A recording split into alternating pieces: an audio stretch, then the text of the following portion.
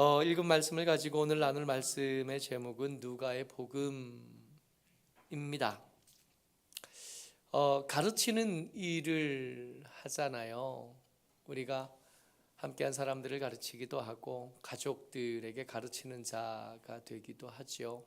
복음을 전하는 사람들이 다들 고민하는 것 중에 하나가 복음을 전하기 제일 어려운 상황, 무언가를 가르치기에 제일 곤란하고 좀 불편한 상황이 뭐냐 하면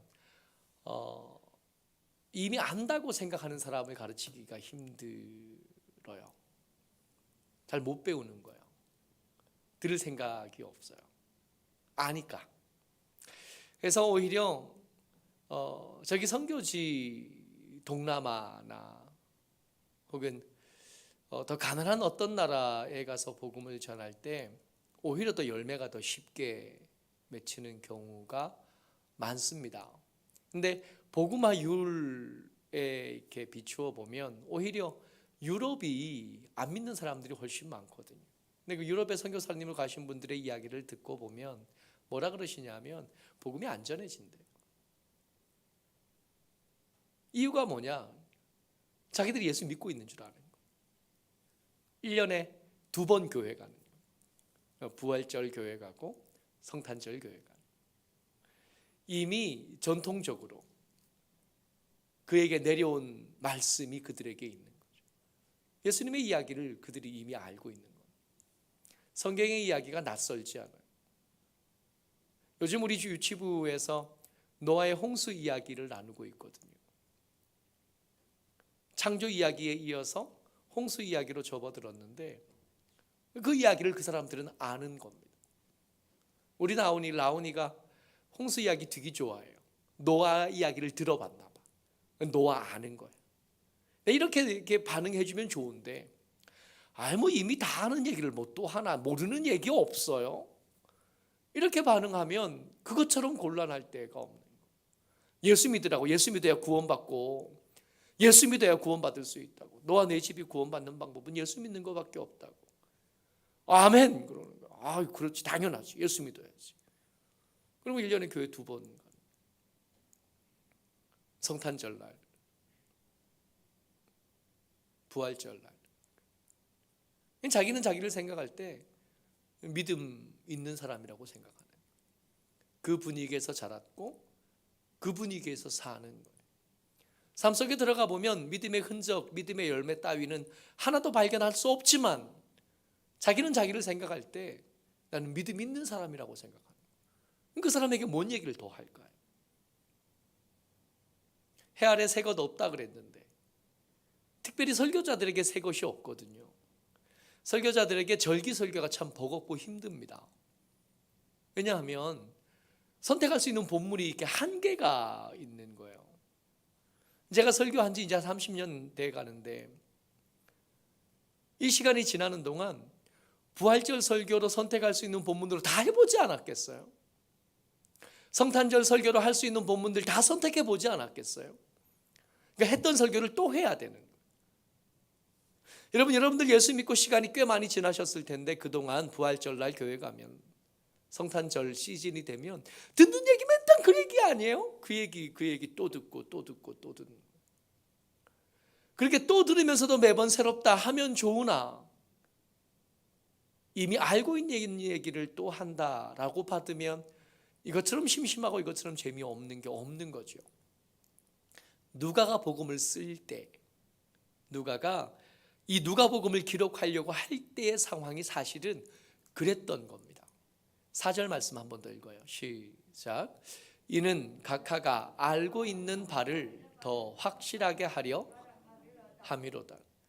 애초에 누가가 복음을 쓸 때 그 편지의 첫 번째 독자가 되었던 데오빌로라는 사람은 이미 예수님의 이야기를 들었던 사람입니다. 이미 예수님에게 어떤 일이 있었는지, 예수님이 어떤 말씀을 하셨는지, 예수님이 어떻게 나셨고 어떻게 살아가셨고 어떻게 돌아가셨는지에 대해서 기본적인 정보가 입력되어 있는 사람이 데오빌로였다는 겁니다. 이 사람에게 또 써야 되는 거예요. 자칫 이미 아는 얘기인데 뭘 또 하나 교회 오라 그래가지고 이게 뭐 특별한 거 있는가 싶어서 따라와 봤더니 왜 기도하라는 얘기고 왜 말씀 읽으라는 얘기고 뭐 그런 얘기지 뭐 또 뭐가 있겠나요? 왜 그 얘기지. 설교 열심히 듣고 보면 결론이 기도해야겠다. 그러면 설교 잘한 거잖아요. 예배를 열심히 드리고 말씀을 잘 들었어. 그러면 그 결론이 오늘부터 성경을 좀 읽어볼까? 그러면 설교 잘한 거고 말씀을 잘 들은 걸 텐데, 이렇게 잘 들은 걸 텐데가 되면 좋은데 어제 들었던 얘기고 오늘 들었던 얘기고 그제도 들었고 지난주에도 들었고 가만히 생각해 보니까 주일학교 다닐 때도 들었던 얘기 같은 거예요. 그러면 하나님의 말씀이 아무리 힘있고 능력이 있었다 무소용인 겁니다. 심지어 예수님이 그 옆에 오신다 그래도 못 알아보잖아요. 못 알아듣잖아요. 예수님이 그들 가운데 같이 걸어가시는 거예요. 예수님이 그들 가운데 그 실망한 사람들 가운데 걸어가는데 예수님이 같이 계시는데도 나누고 있는 대화의 주제가 예수님이시고 예수님의 십자가인데도 그들 가운데 있는 낯선 분, 어느 때부턴가 동행하게 됐던 그분이 예수님이시라는 걸 못 알아보잖아요. 우리가 믿음으로 고백하는 것처럼 말씀은 능력이 있는 게 틀림이 없습니다. 하지만 들을 생각이 없을 때 그 말씀이 무슨 소용이라고요. 히브리서 4장 14절 말씀입니다. 기억을 떠올릴 겸 한번 읽어봐요. 시작. 하나님의 말씀은 살아있고 활력이 있어 좌우에 날선 어떤 검보다도 예리하여 혼과 영과 및 관절과 골수를 찔러 쪼개기까지 하며 또 마음과 생각과 뜻을 판단하니. 이 말씀은 능력이 있거든요. 말씀은 살았고 말씀은 힘이 있어서 그 인생을 바꾸기에 능한 겁니다. 그 생각을 바꾸기에 능하고 그 덕지덕지 붙어있는 악한 것들과 더러운 것들과 부끄러운 것들을 잘라내기에 유용해요. 그런들 뭐 이미 아는 얘기인데 그러고 안 들으려고 작정하는 사람에게 그게 무슨 소용이? 아무 소용이 없어요. 그러니까 누가가 복음을 쓸 때 이런 딜레마를 가지고 시작한 겁니다. 이미 알고 있는 이야기를 다시 써야 되는 거예요. 이미 알고 있는 얘기를 또 이야기해 줘야 되는 거예요. 그러니까 자칫 이 성경을 읽을 때, 이 누가복음을 읽을 때 데오빌로뿐만 아니라 복음을 이미 알고 있는 하나님의 사람들이 복음을 읽을 때 자칫 했던 얘기 또 한 거 아니야? 지루하고 이미 아는 거고 별것 아닌 거고 옛날 거고 이렇게 들을 수 있는 위험이 있는 중에 누가가 이 문제를 해결하기 위해 취한 방법이 있습니다. 우리가 여전히 성경을 읽어가야 되고 여전히 성경을 읽다가 주의 말씀을 듣고 그 말씀에 따라 순종하려고 몸부림치다가 저 천국으로 옮겨가야 될 텐데 그런 우리에게 자칫 지루할 수 있는 이 성경이 지루하지 않게 하는 누가의 비결, 누가의 대책이 있었던 거죠. 1장 3절 말씀입니다. 같이 읽어요. 시작. 이 모든 일을 근원부터 자세히 미루어 살핀 나도 데오빌로 각하에게 차례대로 써보내는 것이 좋은 줄 알았노니. 몇 가지 단어들로 요약을 합니다. 누가가 썼던 방법. 자칫 지루할 수 있고 자칫 이미 알고 있는 건데 할 수 있는데도 이것을 쓰면서 그럼에도 불구하고 이게 새롭게 다가갈 수 있고 그럼에도 불구하고 이 복음이 저 가운데 살아서 말씀의 원래 역할을 감당할 수 있기를 기대할 수 있었던 그의 방법이에요. 첫 번째가 뭐냐 하면 근원부터 살핀 겁니다. 이 근원부터가 시작부터 시초부터 혹은 오랫동안이라고 번역할 수 있어요. 여러분 하나님의 말씀은 한번 읽고 지나가는 만화책하고는 좀 다른 거예요. 긴 소설책을 읽으면서 두 번 읽기 쉽지 않은데 한 번 읽고 마는 그런 것과 좀 다른 거예요. 하나님의 말씀을 대할 때 우리의 태도가 어때야 되냐 하면 근원부터 살피려는 시도가 있어야 됩니다. 그러니까 계속 보는 거예요. 오랫동안 보는 거예요. 우리가 안다고 여기는 하나님의 말씀이 어느 순간 그동안 읽었던 게 잘못되었다는 것을 깨달아지는 순간이 다가온다는 거예요. 그때 소리내어 한 번 읽은 것, 그날 아침에 한 번 생각한 것, 그날 하루 말씀대로 살아보려고 몸부림친 것으로 충분히 알아지지 않을 만큼 그 말씀은 깊어요. 그 말씀은 능력이 있고 그 말씀은 살았다 하는 말씀이 그때도 그 여전히 역사했던 말씀이 지금 우리 달라진 형편, 달라진 사정 가운데서도 얼마든지 역사하실 수 있다는 가능성이 그 말씀 속에 있는 거예요. 그러니까 이 말씀을 바라보는, 말씀을 읽는 좋은 태도 중에 첫 번째가 뭐냐 하면 오랫동안 보는 겁니다. 계속 보는 거예요. 한 1년 열심히 봤으니까 아니요. 한 10년 열심히 봤으니까 아니에요. 이 하나님의 말씀이 2000년 넘게 가장 유능하고 가장 똑똑하고 지식이 있던 사람들이 열심히 공부해 쌓아진 책들 이후에도 계속해서 이 성경에 관계된 이야기들, 이 성경에 관계된 연구서들, 이 성경에 관계된 묵상들, 이 성경에 관계된 또 다른 자료들과 또 다른 견해들이 계속해서 나오고 있는 거예요. 하나님의 말씀을 읽는 여러분들과 저에게 가장 중요하고 붙잡아야 할 태도는 이 말씀은 어제 읽었지만 오늘 또 읽어야 될 말씀으로 받는 겁니다. 계속 보기로 결정하는 거죠. 어느 날 성령 충만할 때 하루만 보는 것이 아니라 금년도 보고 내년도 보는 거예요. 우리가 계속 따라가고 있는 매일 성경은 5년을 주기로 한 번 성경을 일독합니다. 그러니까 우리가 매일 성경 본 지가 5년이 넘었거든요. 알게 모르게 매일 성경을 따라 읽으셨던 분들은 벌써 일독을 마무리한 뒤인 겁니다. 그냥 쭉 읽어간 거하고 좀 다르죠. 매일 읽고 매일 생각하고 매일 말씀을 나누고 매일 기록하고 매일 한 흔적들이 이렇게 쌓여 있는 거예요. 오늘 아침에 제가 묵상 쓴 걸로 3,700페이지가 넘었어요. 그러니까 계속 보는 거죠. 계속. 그럴 만한 가치와 그럴 만한 이유가 이 성경에는 충분했던 겁니다. 이미 있던 말씀이라고 생각하지만 누가가 보기에 이건 그렇게 다룰 말씀이 아니었던 겁니다. 이건 처음부터 다시 볼 가치가 있는 말씀이고 오랫동안 계속 곱씹어 볼 만한 말씀이었던 거예요. 두 번째가 자세히였어요. 꼼꼼하게 차근차근이에요.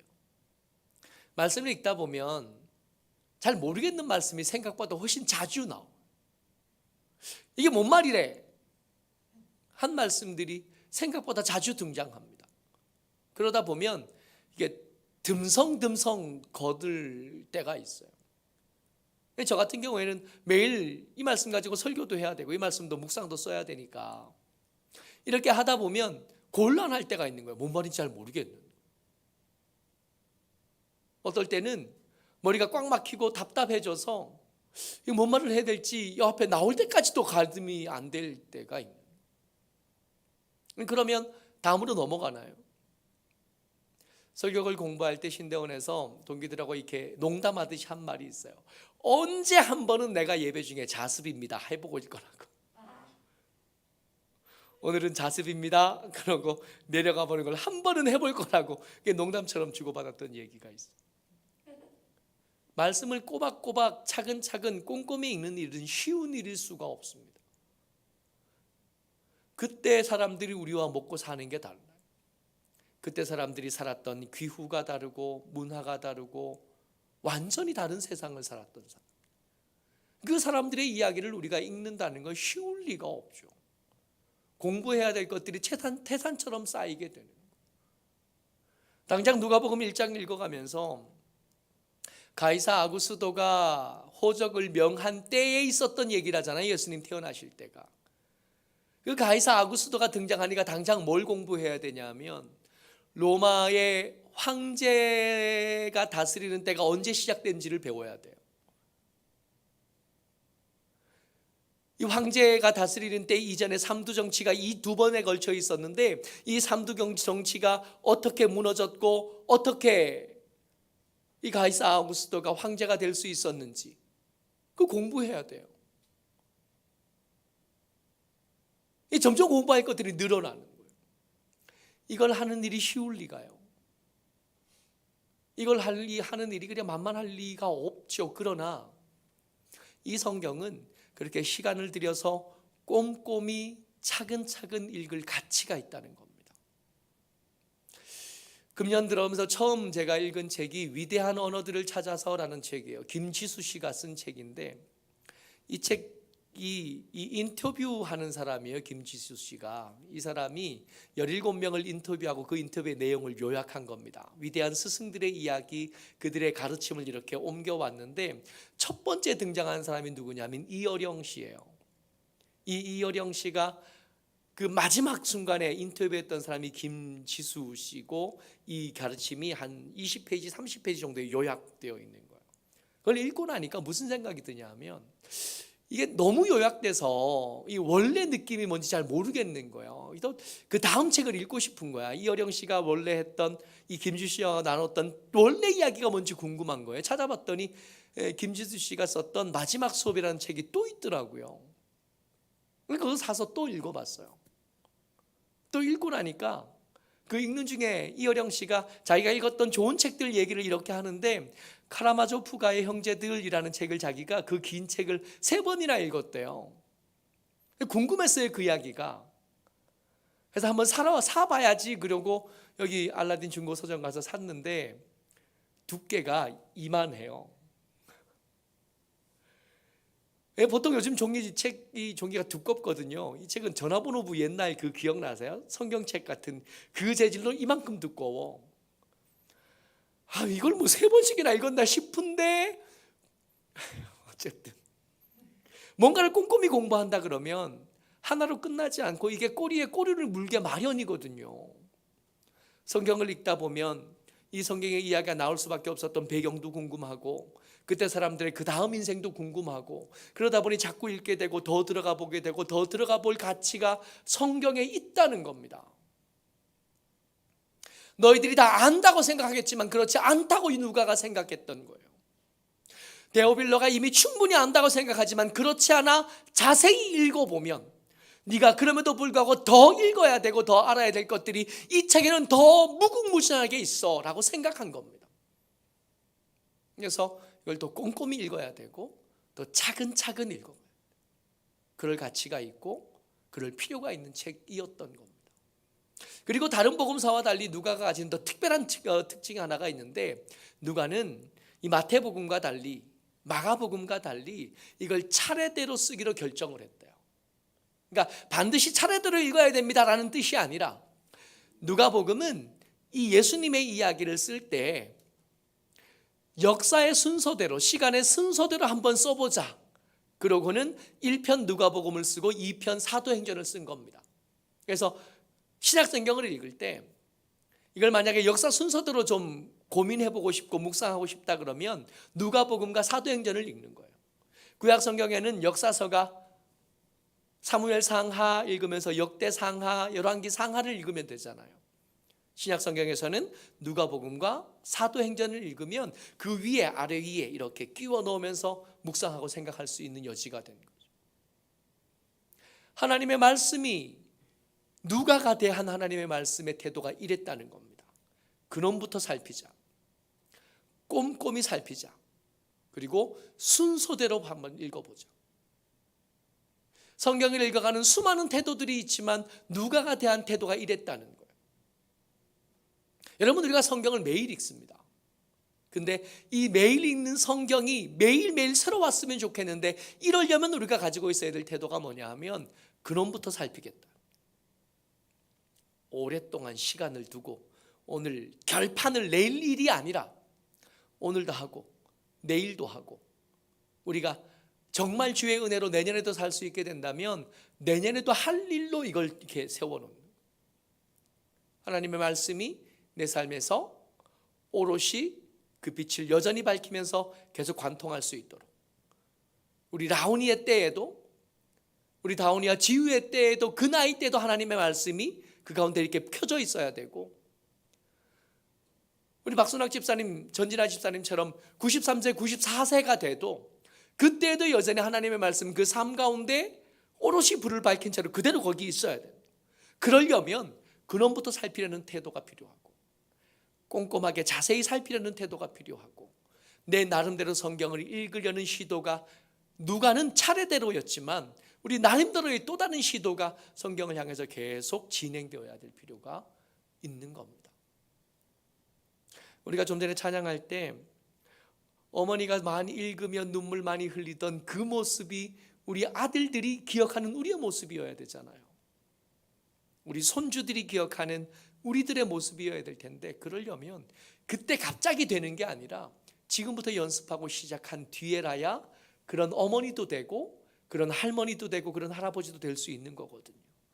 어쩌록 저와 여러분들이 누가복음 읽어가면서 다시 시작하는 겁니다. 마치 생전 처음 듣는 이야기인 것처럼 예수님의 탄생 이야기를 듣고 예수님의 12살 때 이야기를 듣고 예수님의 세례 이야기를 다시 듣는 겁니다. 이렇게 우리의 믿음이 새로워지고 우리의 믿음이 더 단단해지는 그런 시기가 되시기를 주의 이름으로 축복합니다. 아멘.